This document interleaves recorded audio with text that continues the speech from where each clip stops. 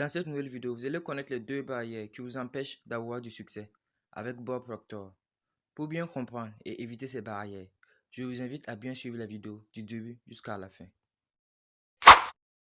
La raison pour laquelle je voulais en savoir plus sur moi-même, c'est que j'ai découvert que la plupart des gens ne savent pas qui ils sont.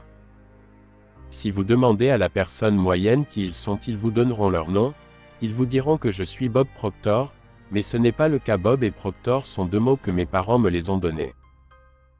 Ils s'appellent des noms mais ce n'est pas moi. C'est mon nom, alors qui suis-je?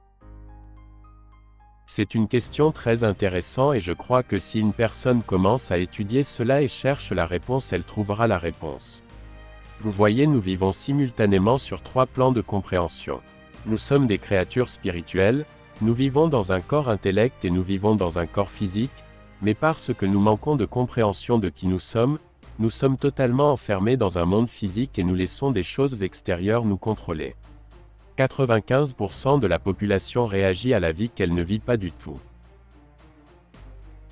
Cela est l'une des barrières au succès. D'ailleurs, le succès est un drôle de mot. Nightingale en avait une excellente définition. Il a dit: une personne a du succès si elle sait où elle va et va progressivement dans cette direction. Il a dit que le succès était la réalisation d'un idéal digne. Quiconque a un objectif et s'y dirige réussit. La plupart des gens pensent que vous réussissez si vous avez beaucoup d'argent, mais ce n'est pas le cas. L'autre barrière est notre conditionnement. Le conditionnement qui a lieu dans notre esprit depuis que nous sommes bébés. Tout ce que nous pouvions faire, c'est agir et parler comme les gens qui nous entourent. C'est pourquoi nous apprenons la langue que nous parlions. S'il y avait 10 langues parlées dans notre maison, nous apprendrions 10 langues sans aucun problème. Il y a en généralement une et c'est la seule que nous ayons jamais appris et nous vieillissons et nous pensons: oh, je pourrais pas apprendre une autre langue. Nous pourrions en apprendre 100 si nous le voulions. Tu peux tout faire, n'importe quoi. Mais je pense que nous sommes conditionnés.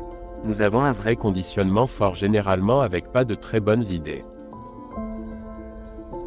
Et puis c'est la barrière qui est à l'extérieur de nous. Celui qui est en dehors de nous est notre environnement.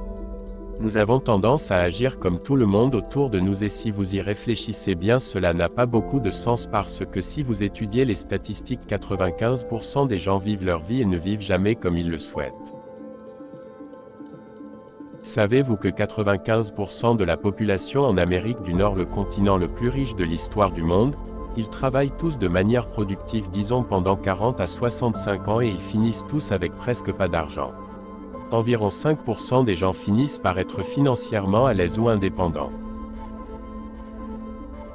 Mais si nous commençons à étudier ces statistiques, je pense que nous arriverons à la conclusion: bon sang, je ferais mieux de commencer à penser par moi-même, plutôt que de suivre tout le monde. La plupart des gens obtiennent un emploi, ils regardent autour d'eux, ils voient comment les gens travaillent, alors ils font pareil. Ils devraient s'arrêter et se demander: est-ce que ces personnes savent ce qu'ils font? Vous savez, prenez un numéro, soyez comme tout le monde.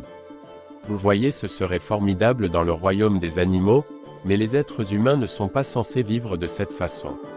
Je pense que nous devrions faire quelques vagues, on devrait peut-être se démarquer, être différent, pas pour être différent mais parce que nous sommes différents. Nous avons tous des pensées différentes. Et je crois que nous devons commencer à penser et à construire des images dans notre esprit de ce que nous aimerions faire puis nous lancer et le faire. Emerson l'a fait, Edison l'a fait, Marconi l'a fait, Samuel Morris l'a fait, Buckminster l'a fait, nous pourrions continuer encore et encore. Ils étaient différents, ils se sont démarqués, ils ont fait quelques vagues. En général, ces deux barrières nous empêchent d'avoir du succès, du moins de faire ce que nous aimerions faire. Et c'est ce qui m'est arrivé. Je ne comprenais pas la vie que je vivais. J'étais totalement perdu dans la foule. J'étais complètement désorienté. Et c'est lorsque j'ai compris cela que j'ai découvert mon véritable but dans la vie. Et j'ai commencé à me fixer des objectifs pour atteindre mon but. Même si ces objectifs venaient à avoir du succès et des échecs, je sais que cela sera la conséquence de mon but. Et c'est ce qui va vous arriver. Lorsque vous irez à la quête de votre but, ce que vous devez faire, c'est d'y croire et de ne jamais abandonner. Ne suivez pas tout le monde, suivez vous-même. Et pour le conditionnement, c'est plutôt complexe. Cela a un rapport avec notre subconscient. Et pour ce dernier, nous devons faire une reprogrammation. Comme je vous l'ai dit, c'est plutôt complexe. Et je ferai bientôt une vidéo plus détaillée à ce sujet. Eh bien, nous sommes à la fin de la vidéo.